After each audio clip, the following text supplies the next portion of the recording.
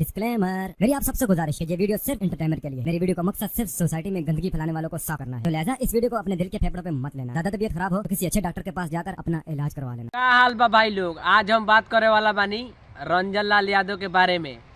तो देखा तनी भैया जी मतलब खूब ऑर्केस्ट्रा सॉन्ग गावता रहन गाना। तो भाई लोग आज उनकरे के रेले वाला बानी। तो भाई लोग उम्मीद करता है तोनी के अच्छा होखबा और अच्छा रहे के चाहिए। तो भाई लोग बिना कोनो लड़ा वाला सुन के वीडियो स्टार्ट करल जाओ और रंजन भैया के टेलाई करल जाओ। चल जइबा बहारा त कटी कैसे रतिया। तो देखा तारा लोग भाई लोग भौजी के कहा तारी कि चल जाइबा बहारा तो कटी कैसे रतिया। तो हम बताओ तनी भौजी कैसे कटिया रतिया अंगुरिया के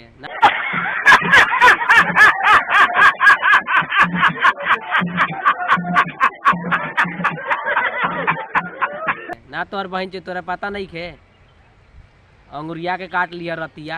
ना तोहर बहन चे तो कहता रुकी कि चल जीबा बहारा तो कटी कैसे रतिया। तो हमरा लगे आओ भौजी पेल के बना देता नी संगथिया तोहर बहन चे दो।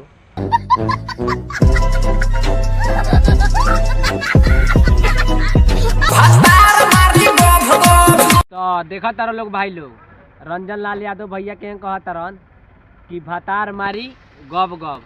तो देखा रंजन भैया ओ भैया जी के मौगी बा ठीक बा। तो उ सरवा ओकर भतारवा गब गब मारो चाहे कच कच।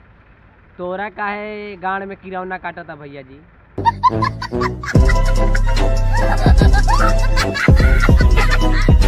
तनी बतावा था हमरा के ओकर भतारवा भाई जेंगा मारो उसे तोरा कोई मतलब।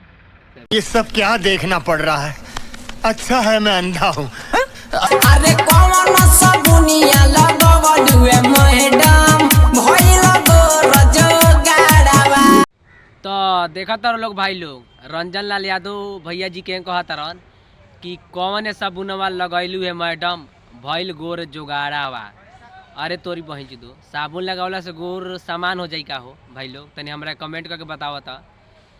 अगर साबुन लगावला से अगर सामान गोर हो जाए तो हमू दे देती मालवा अगर बहन जो करिया सामान बा साबुन लगा के गोर कर ली नहीं।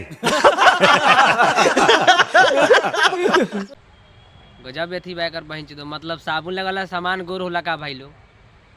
तो निरंजन भैया के बतावा था मुहावा में मुहावा ले हुरले रहे उहे छावड़ा हमार रसीला तुरले रहे। तो देखा तारा लोग भाई लोग रंजन लाल यादव भैया जी के कहा तरन कि मुहवा में मुहवा हुरले रहे आ उहे छावड़ा मतलब हम ना कहता नहीं रंजन लाल यादव भैया कहा तरन कि उहे हमर सील तोड़ले रहे। तो उ छावड़ा उ ना रहे हम रही ठीक बा हमिए सील छौड़ी के तोड़ले रही का उखड़ बा झटिया उखाड़ ले बा का हमार।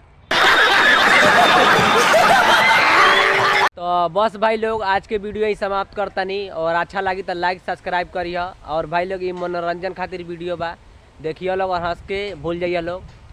और अच्छा लगी तो लाइक सब्सक्राइब करिए। और भाई लोग इंटरटेनमेंट खातिर वीडियो बा देखिए लोग और हंस के भूल जाइए लाइक सब्सक्राइब करिए। आज के वीडियो ही समाप्त करता नहीं तब तक के लिए बाय।